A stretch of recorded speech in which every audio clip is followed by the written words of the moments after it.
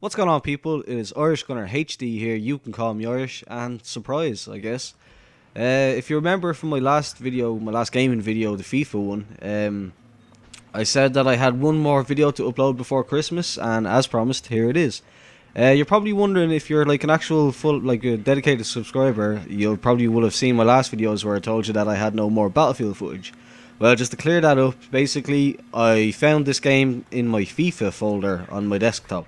I was cleaning out some space on my desktop. I was running low on hard disk space, so I went into all my folders and deleted anything that I didn't need. And it turns out that I'd obviously saved this game in particular. It's not even particularly good. I'll talk about that in a sec. But I obviously had saved this in the wrong folder when I was like when I was capturing it in Total Media Extreme or whatever like that. There's a little drop down menu that you can pick what folders that you save it to, and I obviously picked the wrong one. But here it is. It's a nice surprise. We've got a game of Battlefield, and it's from a long time ago, like a long time ago. So it's not recent. Don't judge me too badly on it. And it is definitely the last game I did check. I went into other folders and where I thought I might have had some lying around that I might save to the wrong place, and there wasn't anymore. So this is definitely the last one until Tuesday morning, basically, when I can record some more when I get my new PVR for Christmas. But yeah, and just touching on that, when I get my new PVR, the quality of the gameplay is going to be better. My gun skills have gotten a lot better. My gun control, gun recoil mastering and stuff like that. My tactical play, I don't just go running around like a jackass as much as I used to. It's all just improved. Like, I've gotten a lot better since my PVR broke, which is kind of strange, but that's just the weird coincidence that I've had to go through. But you'll get to see it. When I get my new PVR, you'll see the improved standard that I'm getting now. But in this game anyway, it's by no means the best at all. I mean, I'm playing with Myers Hertz, whose channel link will be in the description, of course. Geiger's Rebel Reviews. I think Rebel has a channel as well. Is it Rebel or Replicant? Either way, whichever one it is, if they've got a channel, they will all be in the description. Check them out. They're savage fellas. I'm also playing with Dan Simons as well. I think they're either in a different squad or on the other team, though. I believe Dan Simons at least is on the other team. And I start off using the QBZ95B with the engineer kit, obviously. I then later on switch to the MTAR, and then finally I'll go back to the PKP, or go to the PKP. But what was I going to say? I wanted to just kind of go over Aftermath because I didn't really get a chance to, and I don't know, maybe somebody wanted to know my full opinion on it. The maps are similar in size to Back to Karkan. I wouldn't say, like, Caspian Border is probably a lot bigger than the four Aftermath maps. Like, I believe, which one would be the biggest? Epicenter's pretty big. I'd say probably Markaz Monolith is actually probably the biggest. Epicenter's pretty big. Tala Market's really small, and Azadi Palace is relatively small. It's actually big enough when you think of playing it on Rush. When you play every section, it's big enough. But Markaz Monolith stands out as being the biggest one. It's where I spend the most time traveling from place to place. But they're not that big. I'd say they're all still maybe half the size, 3/4 the size of Caspian Border from Back to Karkan, or from the original game. Yeah, so that's that. The maps are good. I like Tala Market. I like the kind of hecticness of that map, and the alleyways and the tight close quarters. Like, I'm very, very big on close quarters. I'm not so much a big fan of the outside running around big open spaces trying to get from place to place. I do prefer faster gunplay, stuff like that, like, which probably explains why I'm playing a lot of TDM lately. But yeah, so Tala Market's definitely good. I had written down here some notes that I'm actually just referencing now, and I noticed that I wrote down Tala Market. Tala Market is possibly my favourite, and that was before I'd even played it. And it's turned out to be sort of that way. Like, it's probably my favourite so far, even though, strangely enough, I only completed the play 1 hour on it part of the assignment where you have to play 1 hour on each of the maps.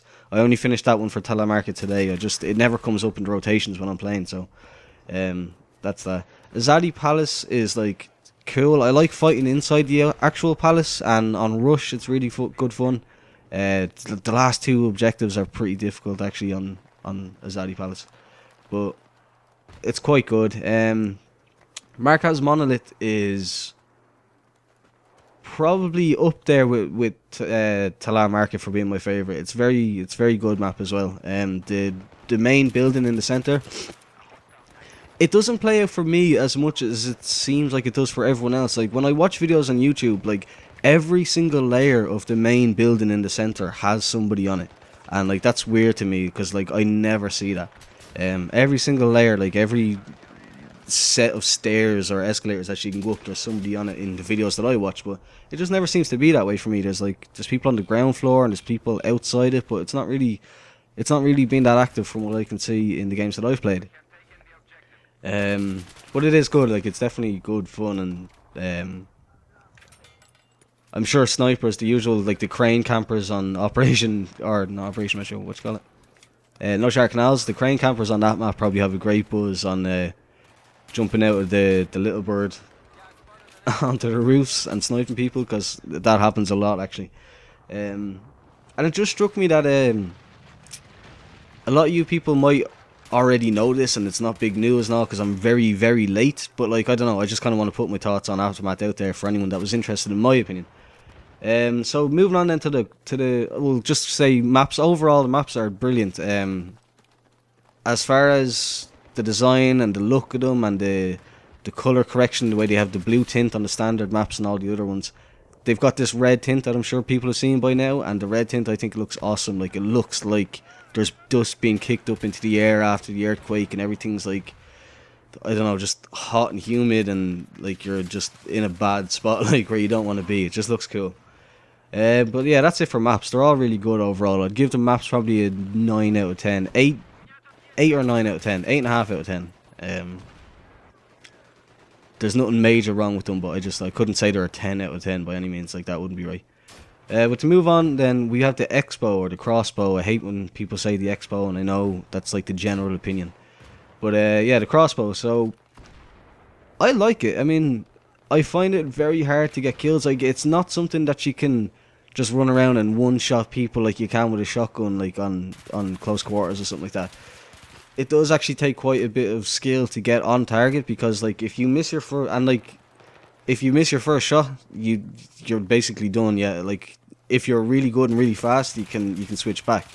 But if you miss your first shot, like it takes so long to reload that thing. Like, and especially when you switch between the different types of what are they called again? The bows, the actual bows themselves that are foils. The bolts. Yeah, the bolts.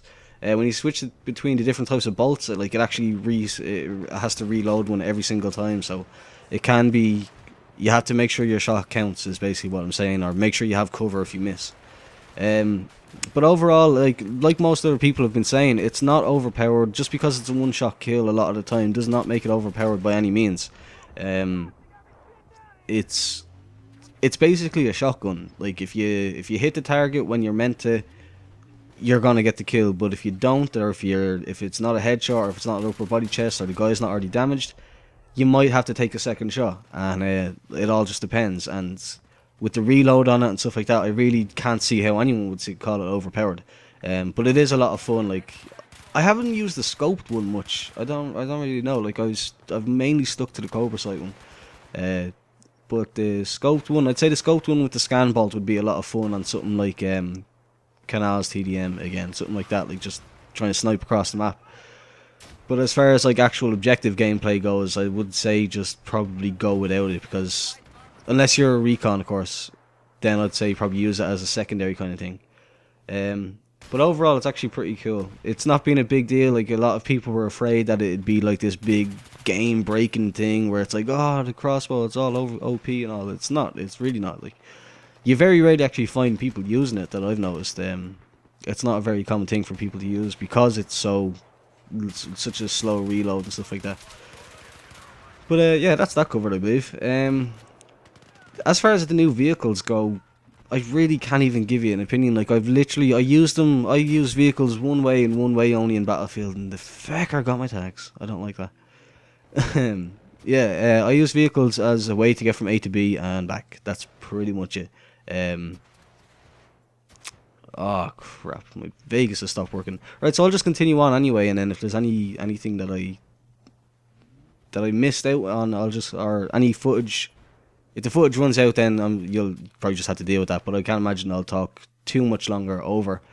Yeah, so the vehicles I just use as kind of a way to get from A to B and back. Like, I don't know. Maybe it's just me, but the guns on them are almost entirely useless. Sorry about that big lag there. My brain melted as the program paused. But yeah, anyway, yeah, like the guns on most vehicles are just so useless against infantry. You have to be on target for like 4 individual shots, which is a long time. When somebody's running past and you have to try and stay on target with the with like the HMG on a Jeep or something like that, where you have to go jun jun jun jun, like to get those 4 shots consecutively on target, it's not an easy thing to do. So I basically I can't say too much about the vehicles. I'm sure they're cool and people have done good things with them and have been like crazy, getting some mad montage clips or something like that, but not me. I just like get in them and I go to where I need to go when I get out. But that's vehicles. As far as scavenger mode goes, I'm kind of iffy about it. I mean, I like it. If you hear me clicking away, I'm just trying to drag up the game that I was using in the background here again. I like scavenger mode. I do get frustrated. Like, I know this was like meant to be a feature, but excuse me, I do get frustrated when I get I run out of ammo, because obviously you can run out of ammo because you only get a certain amount when you spawn in, or when you pick up a weapon, sorry. And I also know that there is ammo crates where you can refill, but like, I don't know, it for some reason that doesn't come into my head. I'm always like, just kill people, pick up a next weapon. Like, going to an ammo crate really doesn't come into my mind at all. But what was I going to say? Yeah, the game mode itself is fun. Like, the idea of it, of like going around and picking up weapons, is cool and all. And the weapon choices and the kits, like the actual builds of the weapons themselves, are good. I do like that. Like, they haven't used like an ACOG on a like something stupid like an ACOG on a LSAT or M240 or something like that. They haven't done anything crazy, or like a 7x scope or 12x scope on an ACOG, or on an ACOG on like a light machine gun. Ain't nothing crazy like that. Like, they use like forward grips and heavy barrels and what's the word? Hollow sights, and even, did they use cobras? I'm not sure. I can't remember if they use cobra sights. I know they use one on the crossbow, which is also a good plus point. The normal crossbow actually comes with a cobra sight, which I think was a brilliant addition. Rather than putting on some crazy PKA 3.4x scope or something like that for it. But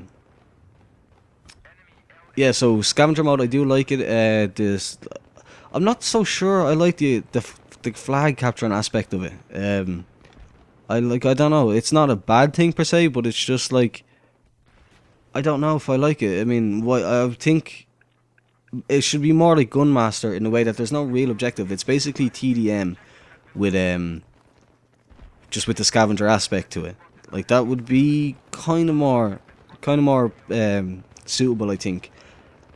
Like, close down the maps a bit. I know they do change it around for scavenger mode. Like, it's not like a full Conquest map for scavenger mode. Like, they do like cut off to a certain section, but I don't know. The whole idea of flag capturing in it is a little counterintuitive. But then I also, like, as I think about it, like, they do make the flag caps like Gunmaster flag caps, where it's like instant basically.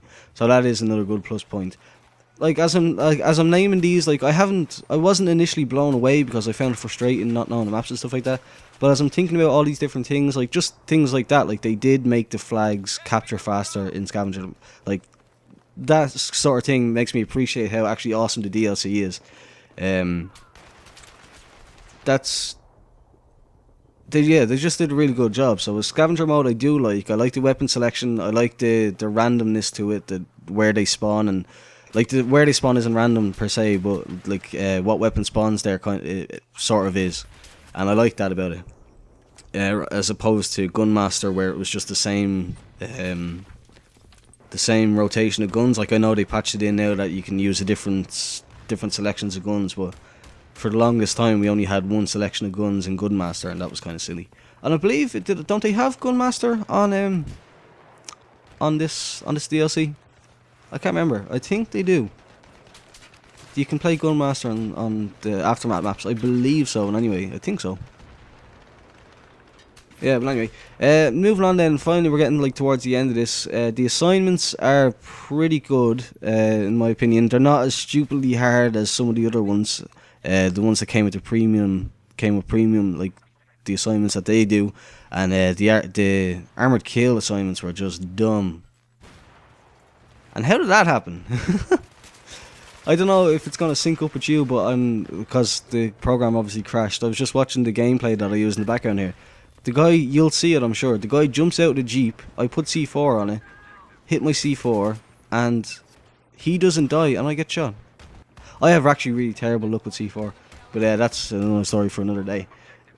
Yeah, the assignments are good, I actually quite like them. I've spent a lot of today going through assignments in general, because I completed all the standard ones, all the Back to Karkan ones, like all the original assignments that came out first, I completed all them. But, some of them were just kind of pointless and hard to work through, if you know what I mean. Like, they were just like grinding, like get 8.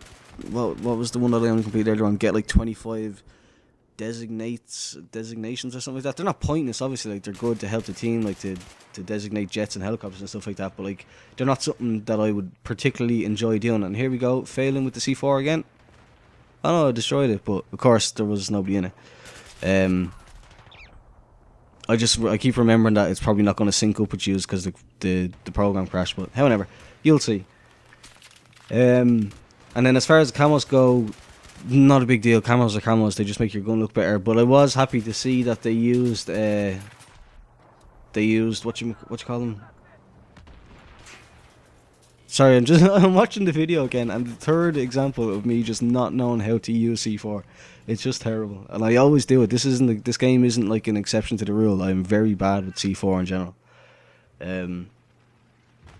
Yeah, the camos are. I was happy to see that they put camos on different guns. Like how many expansions have we had now of camouflages, and they've all been for basically the same like 10 weapons. It didn't make any sense to me. And how did I lose that gunfight? Like, pointing directly at his head, and I still lost. I had full health. I'm sure he probably did too, but damn it, I just realised that you probably won't see that either. But you might know what I'm talking about. The guy's lying on the floor, I come around the corner, pointed at his head, get a shot off, and he like insta drops me. But yeah, like that's pretty much it. Like, on the timeline now, it's coming towards the end of it, so I'll probably just wrap it up just in case I've gone overboard. So I'll just say it is now December 24th, 2:05 in the morning. That means it's Christmas Eve, so I will wish you all a happy Christmas. Be very safe. Look after yourselves. I will say, in the spirit of Christmas, if you like the video, leave a like. And subscribe if you're new here and you've never seen it, like this is your first video. Getting a new HCP VR for Christmas. That's tomorrow, technically. So yeah, it's gonna get awesome. I'm gonna be churning out the videos as of Christmas Day. Shit's gonna get freaky. So I hope you enjoyed the video. Yeah. So again, happy Christmas. Thanks for watching the video, and goodbye.